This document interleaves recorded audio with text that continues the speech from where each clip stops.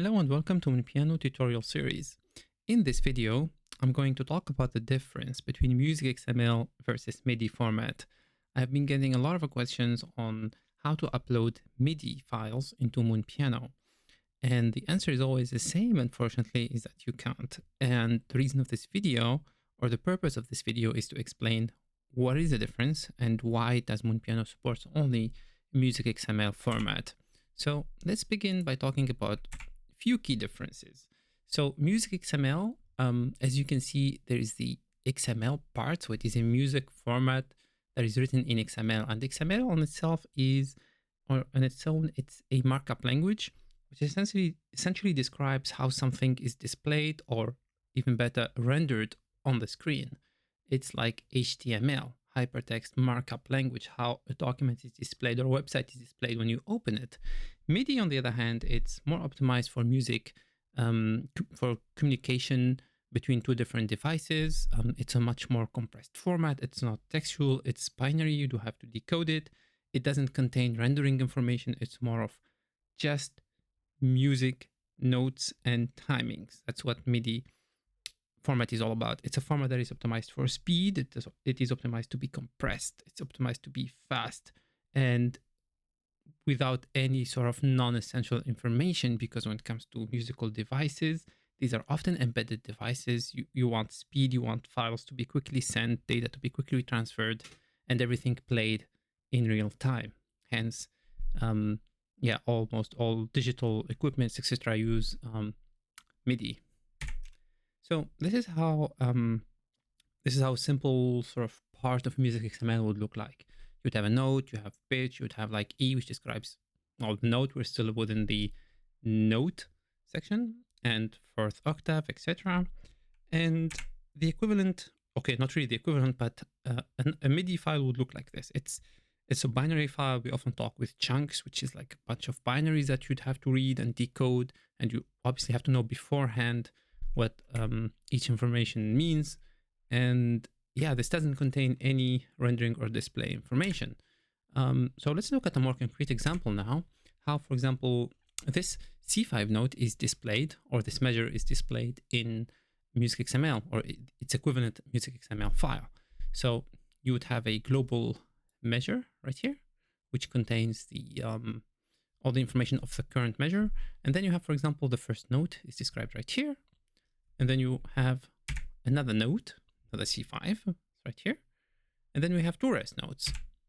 So this is the first rest note, and this is the second rest note. And you can see the first rest note is an eighth, and the second rest note is a quarter. Also, same here, the first note is half, the second note is eighth. So it contains not only that this is a rest note, what kind of rest note, etc., all the information required to render these notes on the screen, also with X positions on the screen, etc. Y positions, for example. We have stem default here. And we also have a tie. Well, this is how a tie is represented, for example. It's included within a note. It says notation tied type equals start, meaning a tie starts here. And it's also displayed, or it's also included within the second note, where it says tied type equals stop, means the tie stops here. And again, this is rendering information. Where if you look this at MIDI, in MIDI format, and obviously after decoding, you'd end up with something like this. You'd always have tempo, ticks per beat, etc., all these tempo information, and you would only have a note on and note off. Basically states that this note would start at the given time of the measure, which in our case is 0, and ends at time 1200. And that time obviously includes the duration of both notes, because there is a tie in here, so you have to add them. And this is, if you're familiar with tools where you can play or practice MIDI files, you'd always see this format, which is called waterfall notes.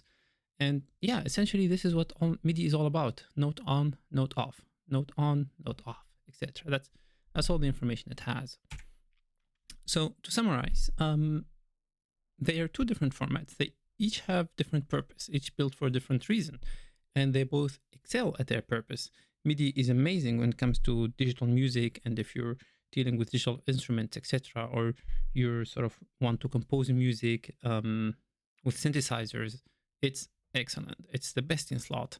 And MusicXML is also excellent for music communication. It's an open standard, right? There's a whole lot of community around it. So it's superb for that purpose.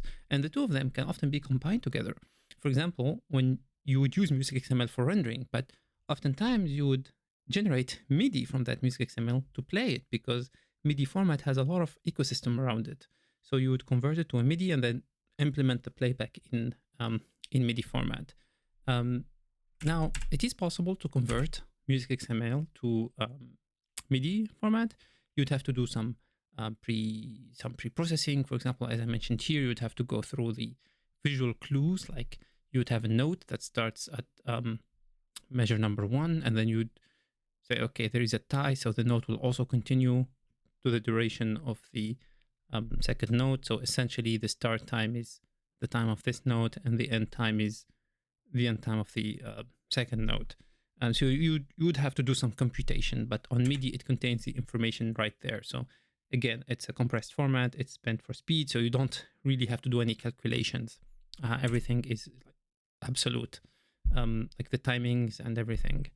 So yeah, you can convert from MusicXML to MIDI, but it's tricky to convert from MIDI to MusicXML because you'd want to guess the rendering information from the timing information, and it's not always obvious. So oftentimes it looks mediocre because such problems do require AI or do require specialists to get right. It's simply, you'd really have to be professional to listen to a MIDI or look at the visuals of MIDI and generate a proper MusicXML file. Hence, AI tools can possibly do that, but it's not straightforward for an application without AI or an expert behind the screen to sort of convert it. So most of the time they look bad. So I hope this video explained the difference between MusicXML and MIDI.